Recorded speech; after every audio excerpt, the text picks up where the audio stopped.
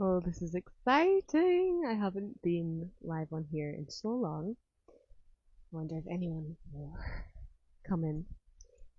I just feel that short 60-second videos, hi Alex, are not providing the capacity to say some of the things I want to say.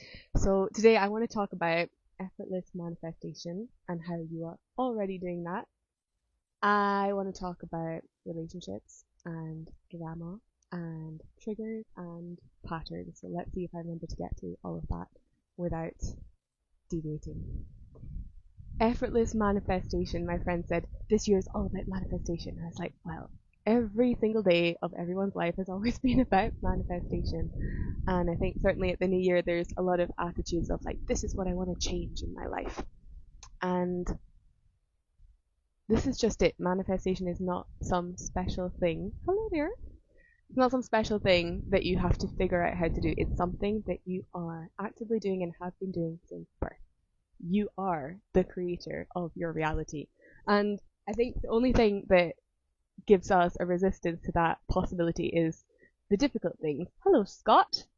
The difficult things that we have created in our lives, unwanted circumstances. So unwanted circumstances are not evidence that you are not manifesting and creating them. They're evidence that you could probably do with getting yourself in better energetic shape. So I'm going to be talking, and I have been talking for many months about inner muscles, and people close to me are like, we have no fucking clue what you're talking about. So I'm going to try and get to the bottom of that with you today too. If anyone is here, say hi. If there's any questions as I go, I would so appreciate them. So, effortless manifestation is happening all the time. We don't want to believe it, and I'm going to try to detail to you and unveil the ways that you are creating what you experience. So, the work I'm doing at the moment is about relationships, and a lot of people are like, Amala, am I meant to be in a partnership or single to do your work? I don't really understand. Relationships. Hi, Robbie. Relationships, everything is relationship. Everything you experience. I am sitting on a bench right now. I am in relationship with the bench. My organs are communicating. They are in relationship with one another. I'm talking to all of you, and so there's a dynamic between us, which is a relationship. Now, one of the most fun places to check out your relationship patterning and to come to see yourself is with a partner. And that's certainly a place I'm very passionate about doing work and really like going to the next level in. But everything in your life is relationship. And so if you're curious about working with me, when I talk about relationships, that is what I mean. And something that I feel is being missed because there's a lot of popular tendency to go straight to conventional sort of ideals and rules and strategies and psychological um, categorization categorization when it comes to relationship, right? What is correct? What is incorrect? How do I take emotional responsibility for someone else? What is a red flag? What is good? What is acceptable? What is bad? Etc. We're kind of missing the point because the point of relationship, the function of relationship from a spiritual perspective is to experience yourself. And I think we're mostly familiar with this concept that all of this, although we seem to be separate, all of this is one thing. We are living in a massive, like, soup of energy. Nothing is as material or solid as we have for a long time been convinced. So everything is reflecting you. And if we approach relationships looking to achieve peace or to get something from someone, it's just a bad starting point.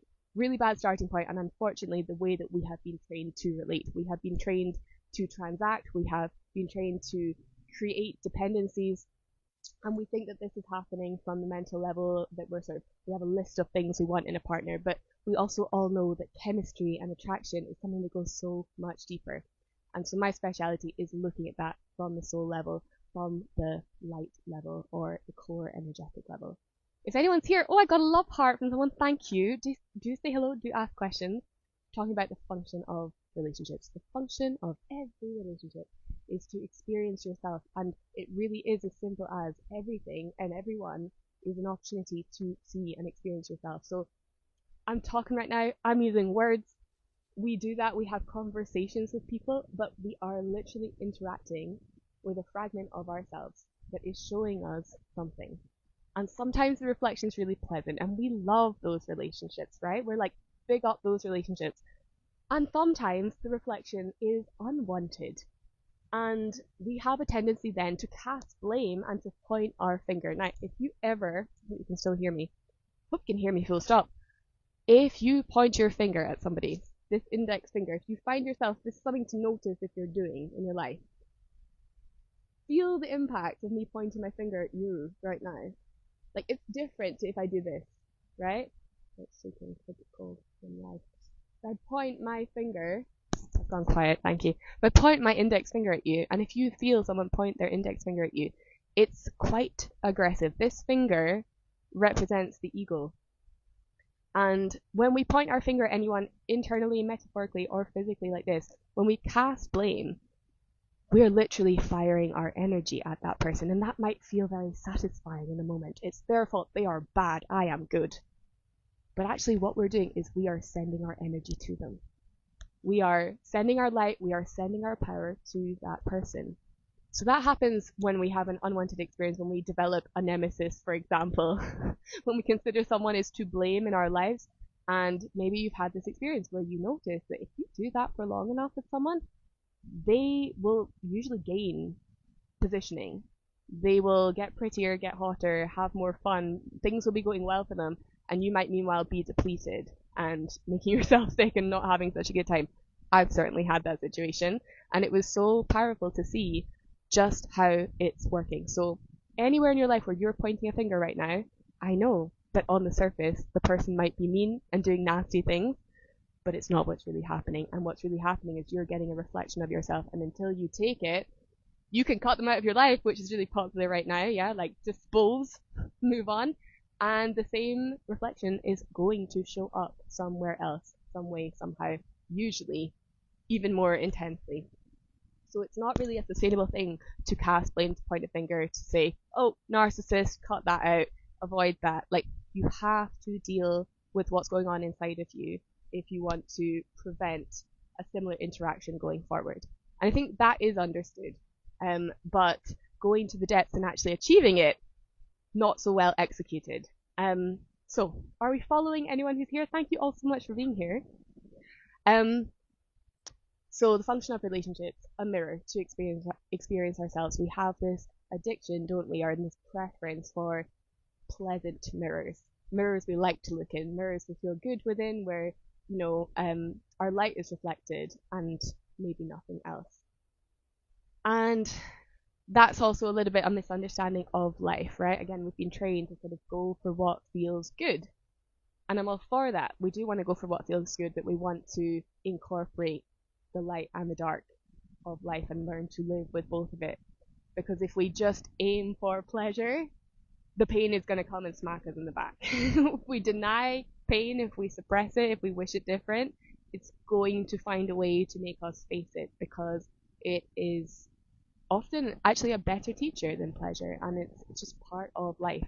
And so another big thing, as someone who's been working here in self-healing for so long, is like, people don't know how to deal with pain at all.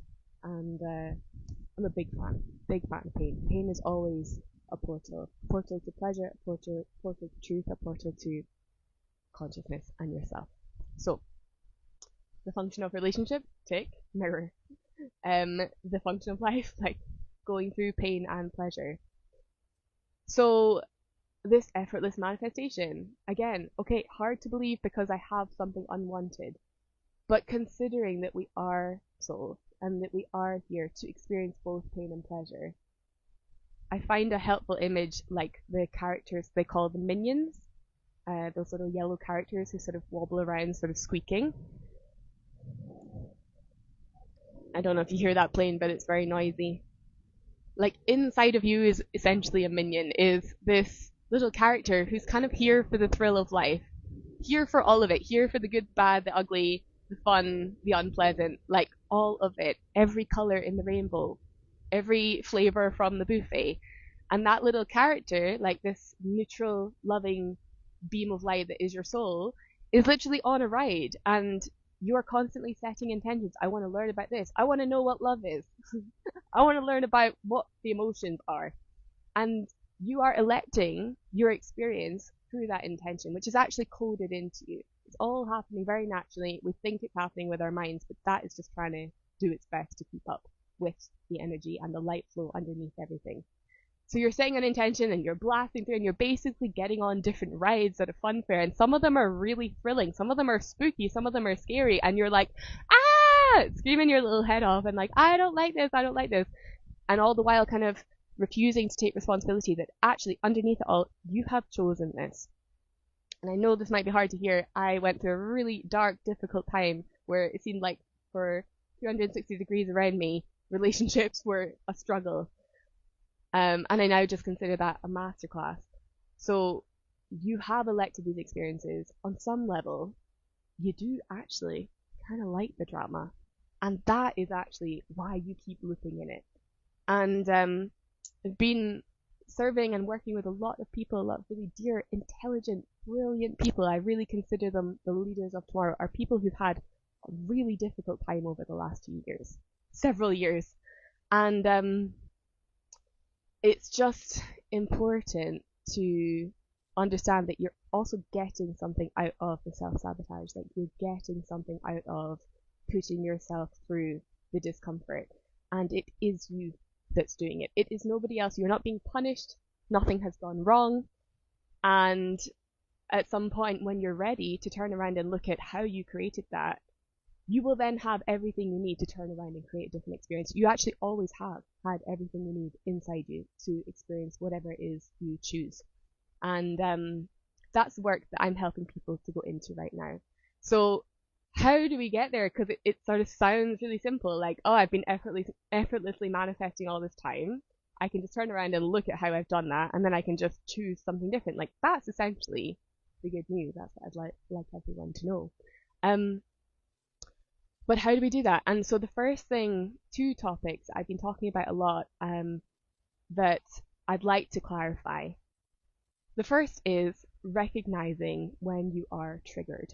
So if everything is relationship, if it's all just one big soup and individual people are not actually separate to us but reflections of ourselves, then it's really, really important to start to get excited about being triggered. Now, overused term, something millennials sort of talk about a lot, triggered, this buzzword. What do I mean by triggered? I asked on my stories the other day, what do you guys think triggers are? And I got a load of different answers. And the older people I talk to just insist that they are never triggered, which is really fun, because they're usually telling me a story of, like, obviously being perturbed by something small and insignificant. So I would say a trigger is an unfavorable reaction you're having that probably seems out of proportion with what's taking place before you. So, for example, you stub your toe on the floor and you go fucking insane. Like, you take your earplugs out of your pocket and they're really tangled and you get really fucking pissed off. These are some examples, right? Or you go visit a friend. Someone was telling me this story recently. You go visit a friend, you bring a nice bottle of wine. The friend takes the bottle of wine, puts it in the fridge, and serves you something cheap and nasty, right? Like, your mind and ego is going to have a bunch of stories about why they are wrong and they are the bad person here, and maybe you shouldn't be friends with them after all, right? That was a fun example of a story. Like, these piece of shit headphones, you need more expensive ones, you know? Like, these are no good. Like, ugh, like, whatever it is. When you catch yourself in something like that, this is a trigger.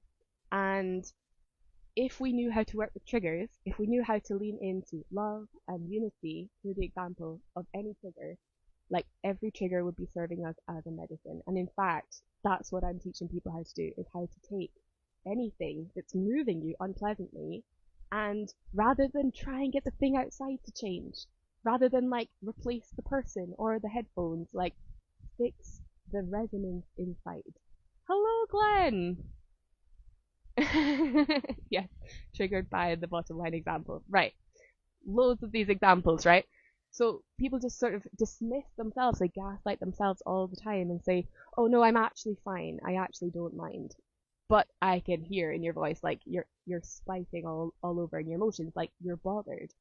Stop dismissing yourself, stop over intellectualizing and thinking your way like therapeutically into a calmer mental place and get honest that actually this bugs you. And then you can work with it, and then you can move it, and then you can stop looping in these kinds of experiences. Short break. Look how cute. Hello. um. Oh, so cute. Sorry, everyone. Distracting. Hello. Right. Okay. Oh my gosh. So cute.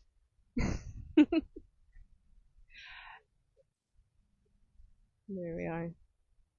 No worries. Right. So, um, right. Start to work with every single trigger that comes in. And I don't teach you to work with triggers at the mental level. I don't teach you to work with them like in terms of like shaking the emotions out of your body and having a visceral experience. No. Underneath your thinking, underneath your emotions, underneath the physical level, underneath everything, the undercurrent, underneath it all, the determining level beneath all of those things that contribute to your behavior, it's light. It's all light. It's all energy. And I use the word energy sparingly because energy is everything and it's an overused term. Light. You all are psychic enough to perceive and to move light. And if you will start to work with your triggers at the light level consistently, it becomes a muscular, an inner muscular practice. And you can literally give away the inner structures, dissolve them, reset them. And you will notice you actually just don't think the same way anymore. You don't have to flip your thoughts. You don't have to effort to change your beliefs and write them down and 180-degree them and like convince yourself of something else. You can literally dissolve this stuff at the core.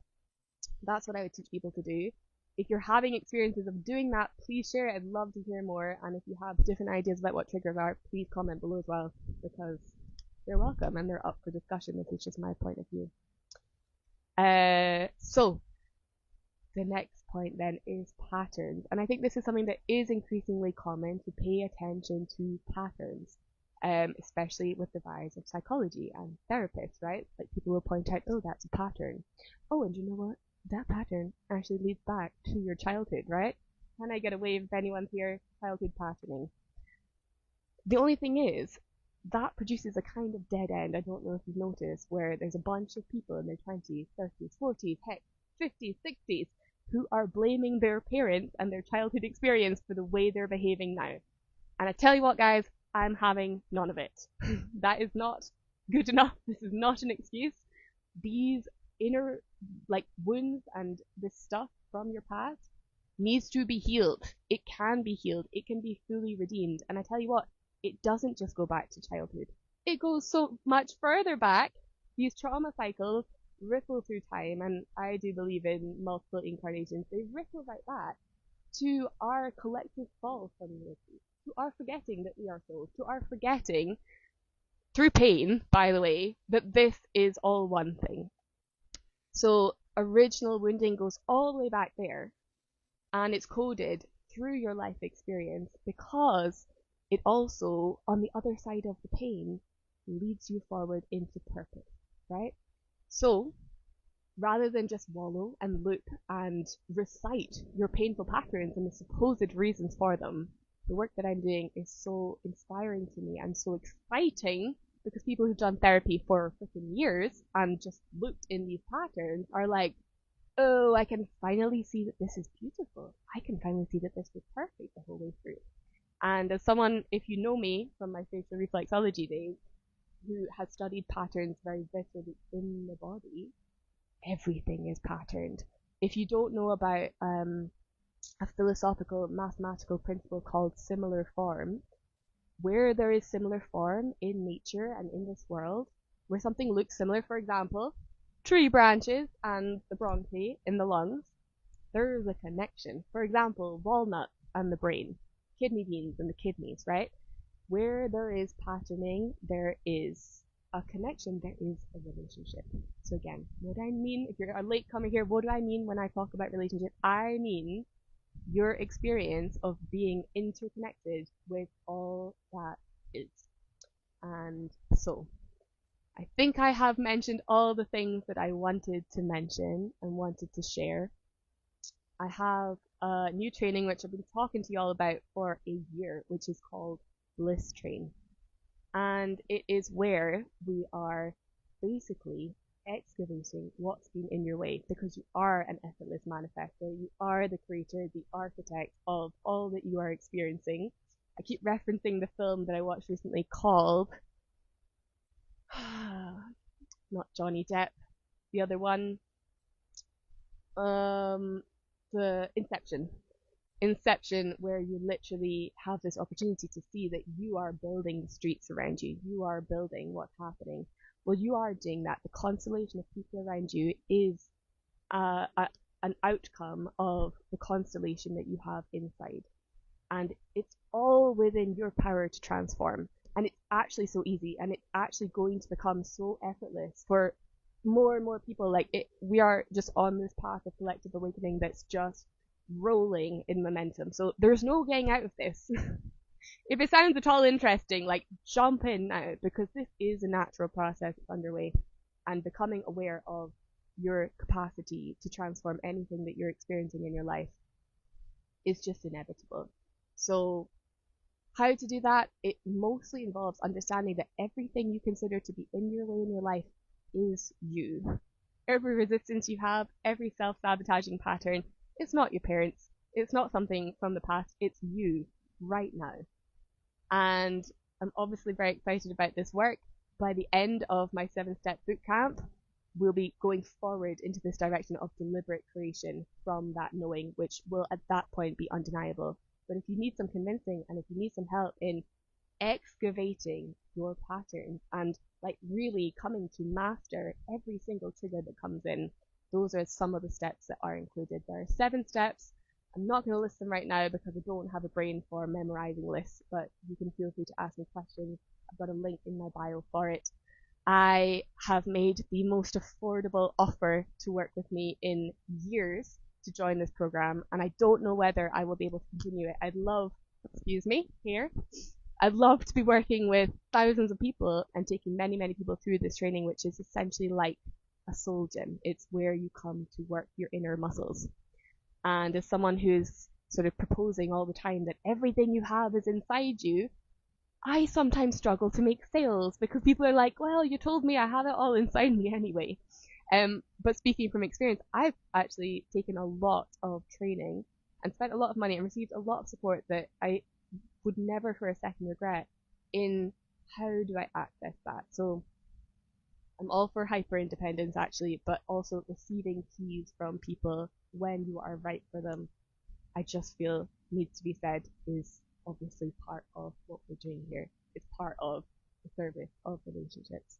So to sum up,